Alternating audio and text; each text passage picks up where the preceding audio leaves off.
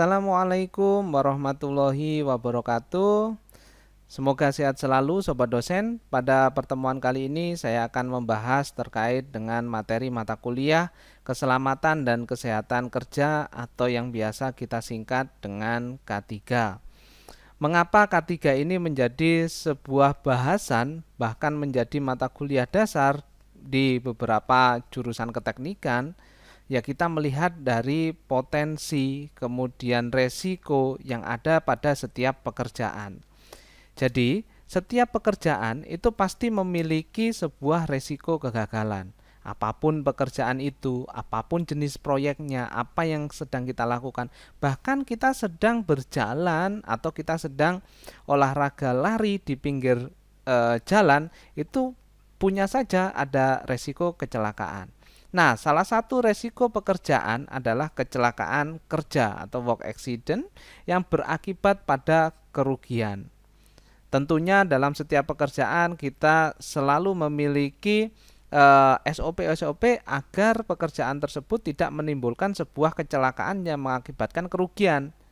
Nah, namun selalu pada setiap hal yang kita kerjakan itu memiliki resikonya masing-masing.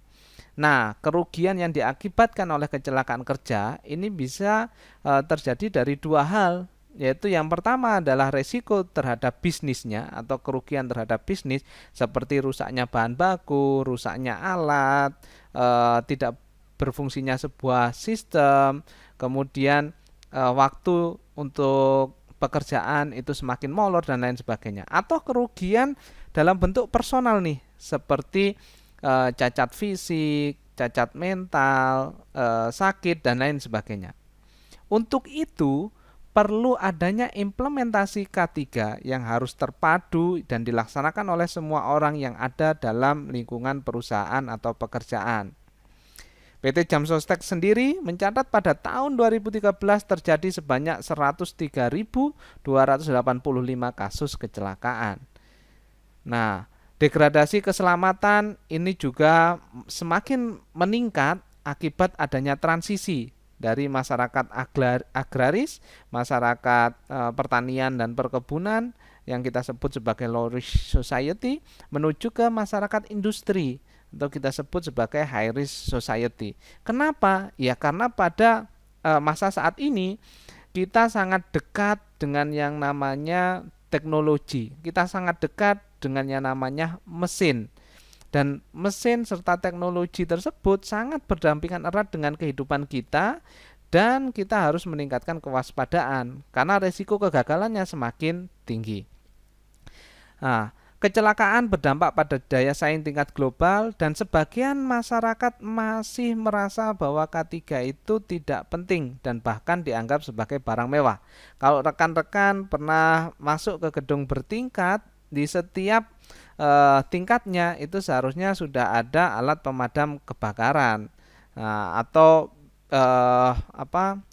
saluran air ketika ada kebakaran yang bisa digunakan secara otomatis. Namun banyak juga yang masih berpikiran bahwa itu tidak penting karena tidak selalu digunakan dan ada masa kadaluarsanya. Oleh karena itu, di sini masih ada anggapan bahwa K3 itu memang kurang penting. Namun ketika sesuatu terjadi, kegagalan tersebut terjadi, maka K3 menjadi hal yang utama. Oke, kita bahas satu persatu terkait dengan filosofi keselamatan dan kesehatan kerja. Filosofi dasar K3 adalah melindungi keselamatan dan kesehatan para pekerja dalam menjalankan pekerjaannya melalui upaya-upaya pengendalian semua bentuk potensi bahaya yang ada di lingkungan tempat kerjanya. Nah, menurut International Association of Safety Professional, filosofi K3 terbagi menjadi 8, yaitu yang pertama adalah safety is an ethical responsibility. Ini adalah sebuah tata aturan atau kebijakan etik yang seharusnya ini memang ada. Kemudian safety is a culture, not a program, bahwa kita tidak lagi menyatakan K3 itu menjadi sebuah program. harus seperti ini atau harus direncanakan terlebih dahulu atau harus ada perintah terlebih dahulu. Tapi safety ini adalah sebuah kebudayaan yang sudah melekat pada diri masing-masing. Sehingga kesadaran terhadap sebuah keselamatan itu menjadi tanggung jawab secara bersama-sama dan secara personal. Sehingga semuanya yang kita lakukan itu menjaga keselamatan. Kemudian manajemen is responsible. Employee must be trained to work safety. Jadi pekerja itu harus di training atau harus dilatih terkait dengan melakukan pekerjaan secara aman. Kemudian safety is a condition of employment. All injuries are preventable. Safety program must be set specific and safety is good business. Nah, jadi ketika kita berbicara tentang bisnis, maka safety ini menjadi salah satu bagian dari bisnis tersebut. Karena tadi ketika kita menjalankan sebuah bisnis, kemudian safety-nya tidak dipikirkan atau tidak dilaksanakan, maka bisa saja resiko-resiko kegagalan, resiko-resiko kecelakaan, resiko-resiko tidak baik atau tidak menghasilkan mutu yang baik akan merugikan bisnis itu sendiri. Nah, sejarah keselamatan dan kesehatan kerja. Kita mulai dari era revolusi industri atau traditional industrialization. Pada era ini, hal-hal yang turut mempengaruhi perkembangan K3 antara lain pada awal revolusi industri atau revolusi industri ke-1, maka sudah mulai ada penggantian tenaga-tenaga hewan dengan mesin-mesin seperti mesin uap yang baru ditemukan sebagai alat bantu untuk industri. Kemudian penggunaan mesin-mesin yang menggantikan tenaga manusia, pengenalan metode-metode baru dalam mengolah bahan baku, pengorganisasian pekerjaan dalam cakupan yang lebih besar. Kemudian perkembangan teknologi ini menyebabkan mulai muncul penyakit-penyakit yang berhubungan dengan pemajanan karbon atau perbanyakan karbon dari bahan-bahan sisa pembakaran. Jadi seperti yang di awal tadi itu disinggung bahwa kita mengalami degradasi keselamatan itu ya mulai dari low risk accident sampai low risk safety sampai high risk ya, high risk. Karena ini tadi kita sudah mulai dekat dengan teknologi-teknologi yang membantu kita dalam kehidupan. Teknologi-teknologi di sisi lain itu membantu manusia, tapi di sisi lain itu juga memiliki side effect yang kurang bagus. Di sini kalau dicontohkan muncul penyakit-penyakit baru akibat banyaknya karbon yang berterbangan di udara, termasuk juga lapisan-lapisan ozon yang mulai menipis, kemudian panas yang meningkat, belum lagi kecelakaan-kecelakaan kerja akibat mesin-mesin tersebut. Rekan-rekan bisa searching di Google, ada misalkan di sebuah perusahaan penggilingan, di situ ada kecelakaan kerja, contohnya misalkan yang menyebabkan cacat fisik dari pekerjanya. Kemudian di era industrialisasi, ini revolusi industri 1 sampai revolusi industri 3 atau modern industrialization, teknologi semakin berkembang sehingga K3 juga mengikuti perkembangan ini. Dengan semakin banyaknya potensi-potensi keselamatan dan kesehatan kerja, ini juga K3 semakin berkembang.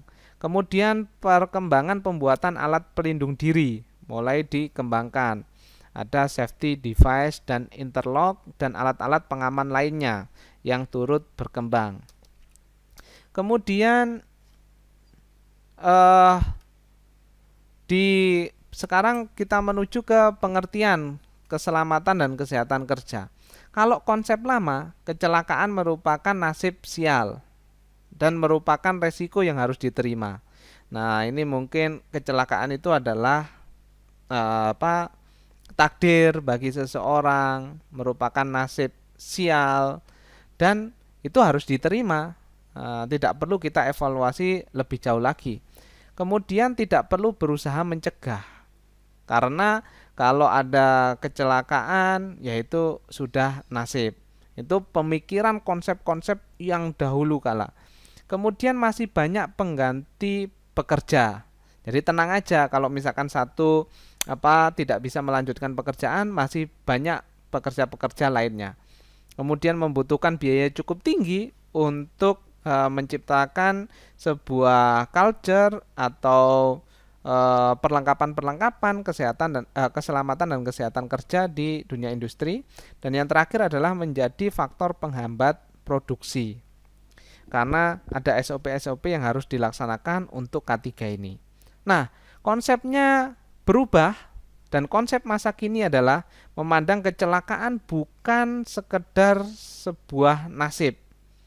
Walaupun kita sudah ditakdirkan ada kecelakaan, tapi kalau selama bisa dicegah, maka kita tidak bisa memandang atau mendahului bahwa hal tersebut adalah takdir.